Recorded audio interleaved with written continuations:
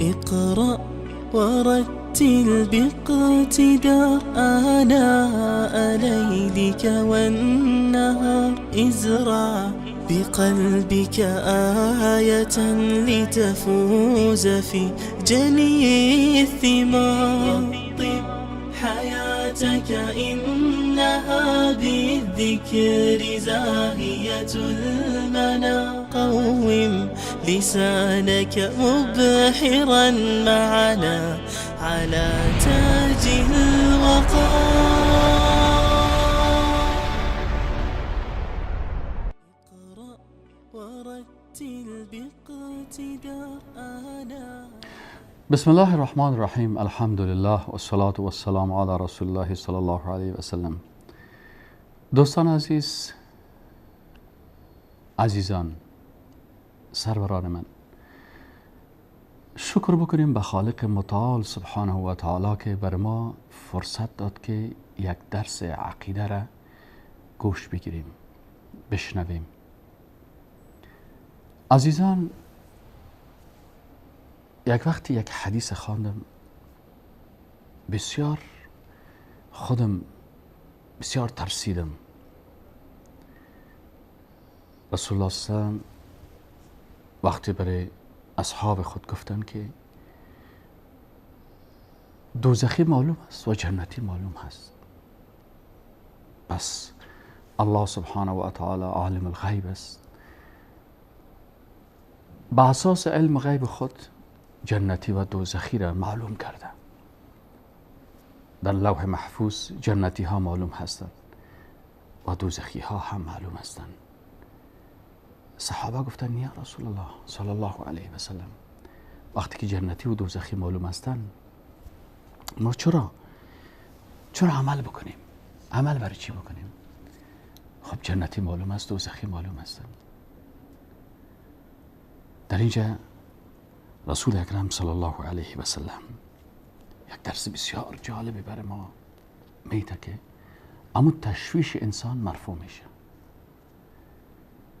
اویی است که رسول الله صلی الله علیه و گفت که برای هر کسی کل میسر لما خلق، برای هر کسی آسان میشود به اون چیزی که خلق شده. چی معنی؟ معنیش است که کسی که جنتی هست، الله برش راه جنتی ها را آسان میسازه، و کسی که برای دوزخ خلق شده، راه دوزخی ها برای او چی میشه؟ آسان میشه. ولی شما ببینین وقتی الله سبحانه و تعالی برای ما و شما یک فرصت داد، آمدیم درسای عقیده را میشنویم، محبت الله را، رحمت الله را، عظمت الله را، بزرگی الله را در درسا یاد میگیریم. خب معقول نیست و کسایی که مؤمن واقعی هستن که راه جنت بر از اینا الله باز میکنه، خلاص زیاد پشت فلسفه نمیگردن، زیاد پشت دلیل گفتن نمیگردن، بلکه میگن حق است، این حق میپذیریم. واقعا الله ذات یگانه هست، رحمان و رحیم است. این که من در خانه کی تولد شدیم، مربوط به کدام قوم و مربوط به کدام مذهب و مربوط به کدام فرقه و طایفه هستم، این عقیده این چیزها را نمیخواه. عقیده میگه که شما وحدانیت الله را درک بکنید. پس الله بر ما آسان ساخت راه چی را؟ راه رفتن بر جنت. اما اگر با وجود شنیدن حق باز ما منحرف میشیم، راه غلط را میگیریم و معقولانه برخورد نمیکنیم، و شیطان بر ما وسوسه میکنه که شما نه بابا این بر تو تعلق نداره، نه بابا تو اینا مذهبشان جدا هست. برادر، لا اله الا الله محمد رسول الله به همه تعلق داره. عقیده مربوط مذهب نیست. اگر شما به صدر اسلام برین، عقیده رسول الله صلی الله علیه و سلم با عقیده عمر، با عقیده علی، با عقیده حسن، با عقیده حسین، با عقیده ابوبکر، با عقیده مهاجرین، با عقیده انصار تفاوت داشتن؟ نه، همه یک عقیده داشتن که لا اله الا الله محمد رسول الله. به می خاطر کسایی که در دوزخ میرن از عقل خود کار نمیگیرن و حق نمیشنون. شما در سوره تبارک اگه برین و اون سوره این آیت پیدا بکنین که الله سبحانه تعالی میگه که دوزخی ها در روز قیامت وقتی به دوزخ میرن چی میگن؟ لو كنا نسمع او نعقل ما كنا فی اصحاب السعیر. اگر ما میشنیدیم، لو كنا نسمع، اگر گپ حق میشنیدیم، او نعقل یا از عقل خود کار میگرفتیم. این خود موضوع عقیده هست. وحدانیت الله هر مسلمان باید به ایمان داشته باشه، به یگانگی الله باور داشته باشه. لو كنا نسمع و نعقل ما كنا فی اصحاب السعیر. به این خاطر انسان باید بشنوه و از عقل خود کار بگیره بدون از اینکه شیطان در وجود از اون مداخله بکنه و از این خوشحال باشه که الله برای ما فرصتی داد که من این برنامه را میشنوم و این برنامه را نه به خاطر تضاد بلکه به خاطر از اینکه حق انسان بشنوه با قلب پاک، با خوشی و با محبت. یا الله من گپ حق شنیدم و فهمیدم که حق است، از عقل خود کار گرفتم و این را قبول کردم و در روز قیامت از جمله انسان های یکتا پرست حشر میشه. خوشا به حال کسی که حق بشنوه و او را بپذیره و شیطان در قلب از او و در ذهن از او داخل نشه و در گوشای از او پرده غفلت و تعصب و قوم پرستی و زبان پرستی و مذهب پرستی را داخل نکنه، بلکه وقتی حق شنید بگه سمعنا و اطعنا غفرانک ربنا و الیک المصیر. سمعنا و اطعنا، یا الله شنیدیم و اطاعت کردیم.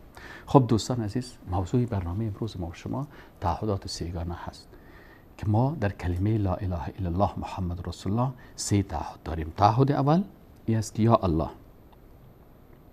من بغیر از ذات تو به هیچ کس دیگه هیچ عبادت انجام نمیدم.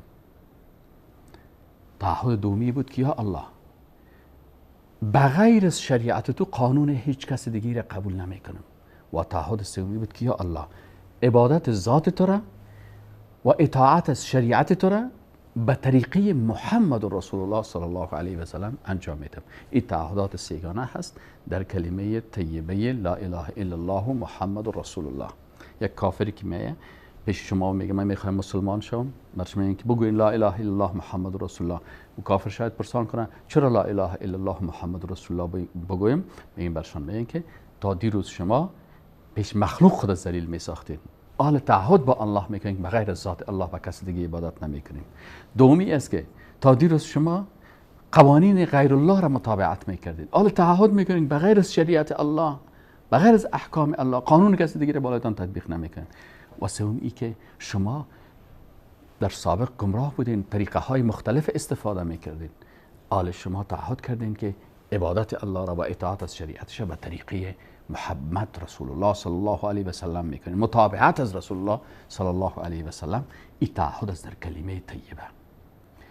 به خاطر که این تعهدات درست بفهمیم، یک قلم میگیریم و کاغذ، یک جدول، یک لیست جور میکنیم. در این جدول مثلا نوشته میکنیم عبادات.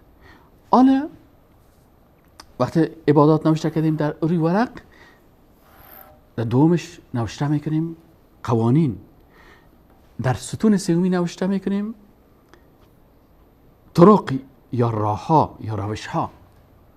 پس وقتی که این 3 چیزا نوشته کردیم میبینیم که چه چیزا عبادت است که ما وعده کردیم با الله، تعهد کردیم که او را بغیر از ذات تو به کسی دیگه انجام نمیتم.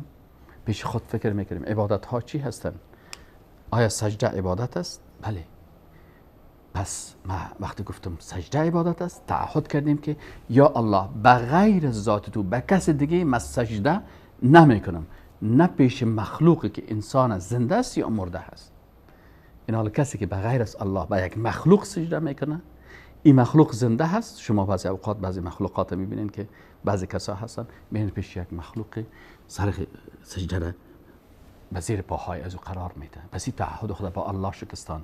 و کسی دیگری میبینید که پیش قبر یک شخص میده. این شخص هر کسی باشه، پیغمبر باشه، ولی باشه، نبی باشه، اولاد پیغمبر باشه، شخصیت بسیار عالی باشه، هر چیزی باشه، بازم مخلوق است. پس برای ما سجده نمی کنیم، نه بر زندهش نه بر مردش. و او کسی که اگر معقولانه فکر بکنیم، آیا شما تصور میکنین که یکی از یک پیغمبری یا یک فرزند پیغمبر یا نواده پیغمبر این بگویه برای پیروای خود که بغیر از عبادت الله بیا برای من سجده بکن؟ استغفر الله سبحانك هذا بهتان عظیم. یا الله یک تهمت بزرگ است بالای شخصیت ها.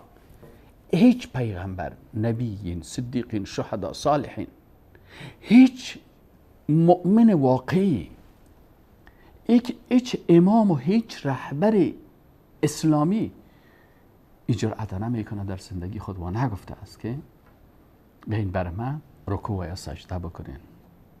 به این خاطر است که در روز قیامت الله سبحانه و تعالی عیسی مسیح استاد میکنه و برای عیسی مسیح میگه که یا عیسی ابن مریم اانت قلت للناس اتخذوني و امی الهین من دون الله؟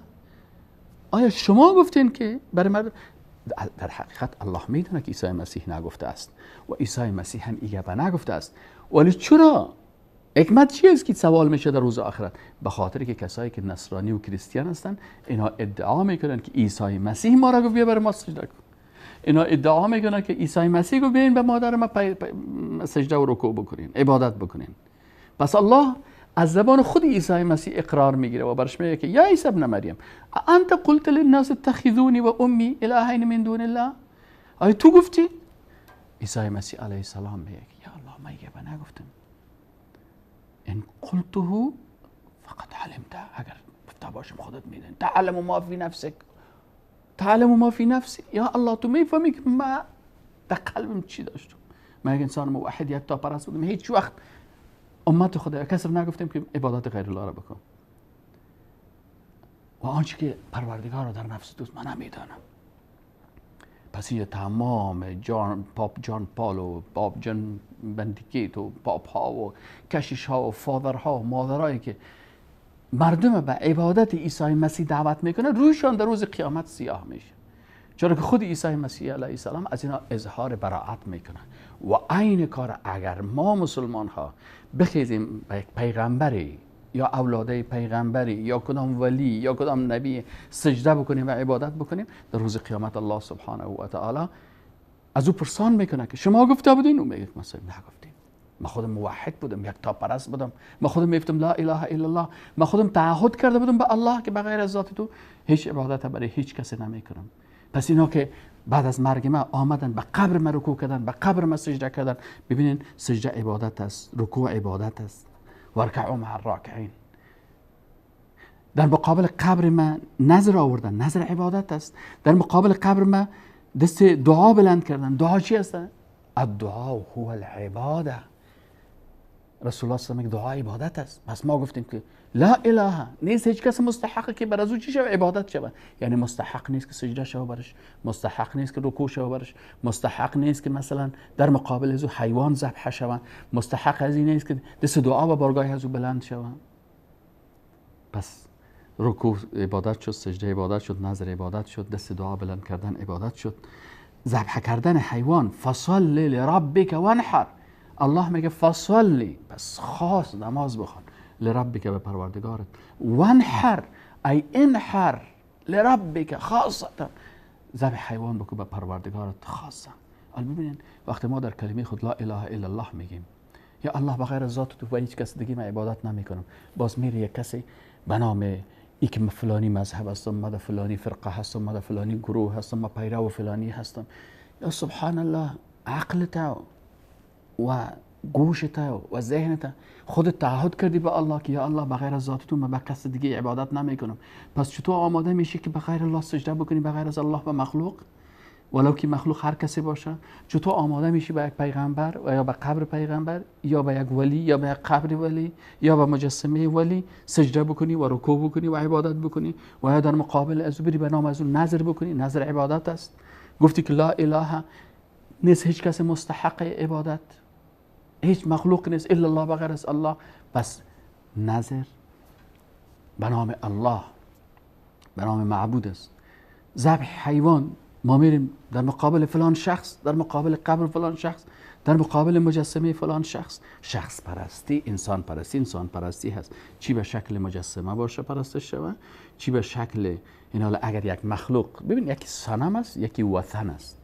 رسول اکرم صلی الله علیه و سلم گفت اللهم لا تجعل قبری وثنا، پروردگار قبر مرا وثن نگردانی.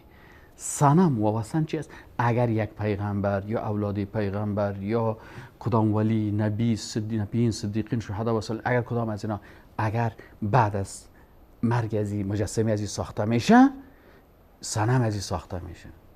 و اگر قبر ازی عبادت میشه، ای وثن گفته میشه. پس هر مجسمه ای که عبادت شوه او صنم است و هر قبری که عبادت شوه او چی است؟ وثن است. و رسول الله صلی الله علیه و سلم به الله دست دعا بلند کرد، گفت یا الله اللهم لا تجعل قبری وثنا، یا الله قبر مرا وثن نسازی، قبر مرا مثل مجسمه نسازی که ما برم او را عبادت بکنم. معقولیت در اینمی هست بدون از اینکه ما مثلا تکبر بکنیم یا اکثرا شیطان انسان متعصب میسازه. والله شما مربوط به مذهب ما نمیشین، والله شما چطور هستین، والله شما چطور هستین. برادر عزیز، کل ما لا اله الا الله محمد رسول الله وقتی میگیم امی تعهدات به الله میکنیم. پس اگر میخوایم که ختم زندگی ما با لا اله الا الله شوه، تعهد خدا باید حفظ بکنیم. بسیاری کسا هستن در سجده تعهد خدا در این تعهد اول مشکنن. تعهد دوم چی بود؟ یا الله بغیر از شریعت تو قوانین کسی دیگه قبول نمیکنیم. خب حالا اگر ما بیایم قوانین اینجا لیست بکنیم، میبینیم که سوسیالیسم یک مکتب است، قانون خاص خدا داره. کمونیسم یک مکتب دیگه هست. متوجه هستین این قوانین و افکار و اندیشه های خاص خدا داره که ضد شریعت الله هست. مثلا دموکراسی قوانین خاص خدا داره که ضد شریعت الهی است. مثلا پلورالیسم این قوانین خاص خدا داره. فلسفه های الحادی، اینا فلسفه های الحادی را که شما سائل کنین یا هر کدامش ماتریالیسم، ایدئالیسم، متوجه هستین اینا چی از عقل گرایی، حس گراها، اینی کسایی هستن. شما این ببین بسیار قوانین ساخته شدن که قانون امریکا هستی، قانون فرانسه هستی، قانون اروپا هستی، قانون ایتالیا هستی، قانون فلانی هست. پس ما به خالق متعال خود چی تعهد کردیم که یا الله بغیر از شریعت تو قوانین دیگرها را نمیپذیرم، نه بالای خود و نه بالای زیر دستای خود تطبیق میکنم. پس انسان مسلمان این تعهدات کرده. آیا ما با این تعهدات خود با الله واقعا با این تعهد خود ایستاده هستیم؟ آیا شریعت الله را تطبیق میکنیم و یا قوانین غیر الله را تطبیق میکنیم؟ الله میگه شراب حرام است، غیر الله میگه شراب حلال است. حالا ما مطابقت از کی میکنیم؟ این کسی که قانون ضد شریعت الله میسازه این طاغوت میشه و او کسی که از اینا پیروی میکنه اینا پیروان طاغوت هستند. در حالی که الله سبحانه و تعالی چی میگه؟ فمن یکفر بالطاغوت، کسی که به طاغوتی که ضد شریعت الهی قانون ساخته به او باید کافر شود، او را ترک بکنه، او را رد بکنه. سپس میتونه که یؤمن بالله، ایمان به الله بیاره. نمیشه که انسان پیروی از طاغوت بکنه و باز خدا مؤمن هم قرار بده. پس کسایی که قوانین غیر الله را در زندگی خود تطبیق میکنن، به غیر از شریعت الله قوانین را تطبیق میکنن که ضد شریعت الهی هست، در حقیقت این کدام مردم ها هستن؟ اینا کسایی هستن که تعهد دومی خدا در مقابل خالق متعال نقض کردن، شکستاندن. خاتمه زندگی از جناب لا اله الا الله نمیشه و در روز قیامت اینا ملامت و شرمنده میباشن. چرا؟ تعهد خدا با الله شکستانن. ان العهد کان عنه مسئولا. شما خودتان در زبانتان گفتین که لا اله الا الله، تعهد کردین که یا الله نیست هیچ کس مستحق ازی که ذاتش بدر شود و شریعتش تطبیق شود، قانونش تطبیق الا الله، بغیر از الله. پس اونجا تعهد کردین و آل بازمین قوانین غیر الله را تطبیق میکنین. و تعهد سوم عزیزان این است که ما تعهد کردیم که عبادت و اطاعت خدا به طریقه رسول الله صلی الله علیه و سلم انجام میدیم. از همین خاطر در کلمه میگیم لا اله الا الله محمد رسول الله. چرا شخص دیگر رو نگفتیم؟ نگفتیم فلان شخص، گفتیم نگفتیم، گفتیم محمد رسول الله. پس ما تعهد مایی است که عبادت و اطاعت الله را به طریقی که میکنیم؟ به طریقی محمد رسول الله صلی الله علیه و سلم میکنیم. و به می خاطر الله سبحانه و تعالی برای ما در قرآن چی میگه؟ و ما آتاکم الرسول فخذوه. علمه اینجا لیست بندی میکنیم کدام طریقه های در دنیا وجود داره. طریقه های مختلف است. بعضی کسا هستن توسط موسیقی عبادت میکنن، بعضی کسای دیگه هستن توسط رقص عبادت میکنن، بعضی کسای دیگه هستن که خود اذیت میکنن، سر آتش را میرن، میخواین که با آتش چی کنن؟ اینا عبادت خالق متعال بکنن، به سر آتش برن، تعذیب نفس. بعضی کسا هستن طریقشان چی است؟ ترک دنیا هست، رهبانیت است، ازدواج نمیکنن.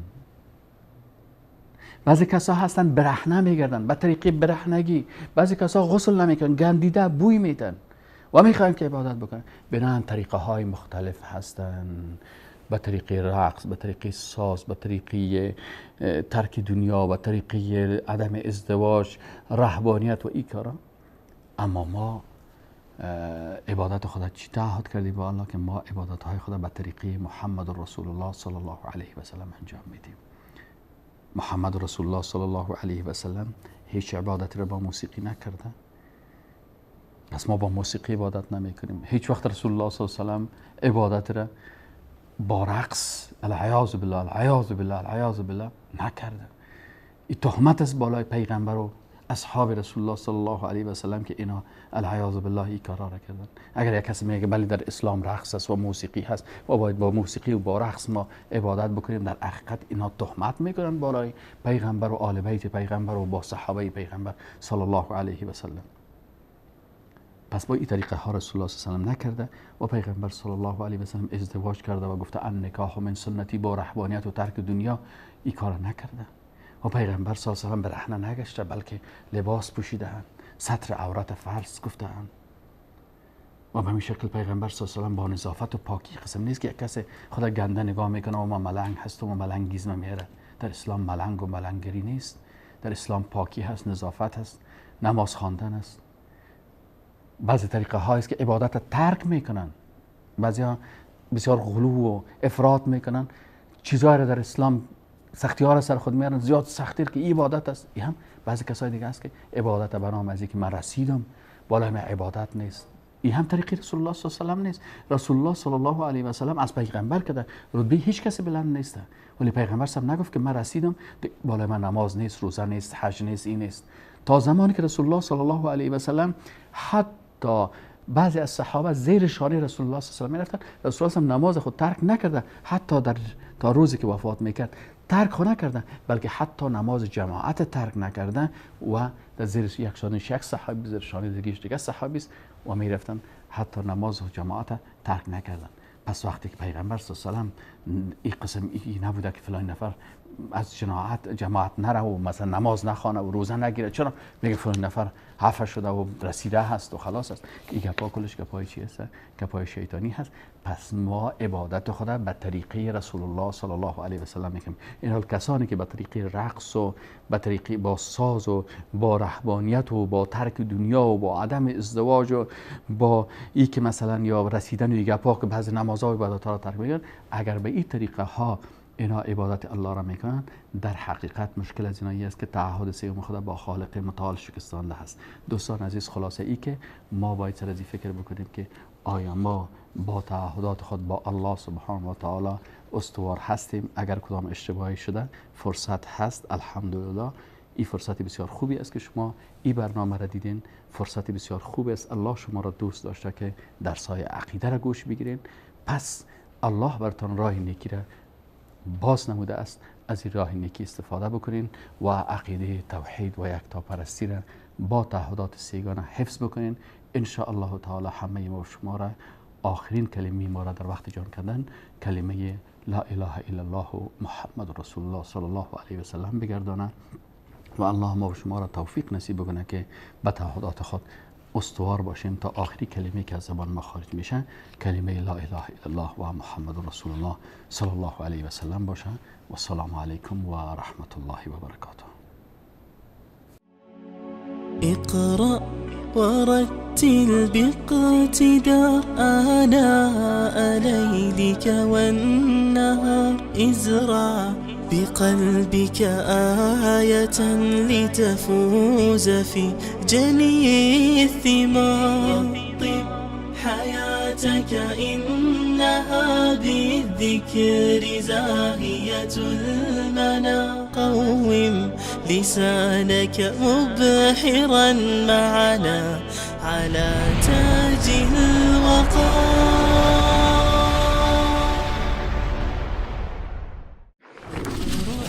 ورتل باقتدار آناء ليلك والنهار ازرع بقلبك آية لتفوز في جني الثمار.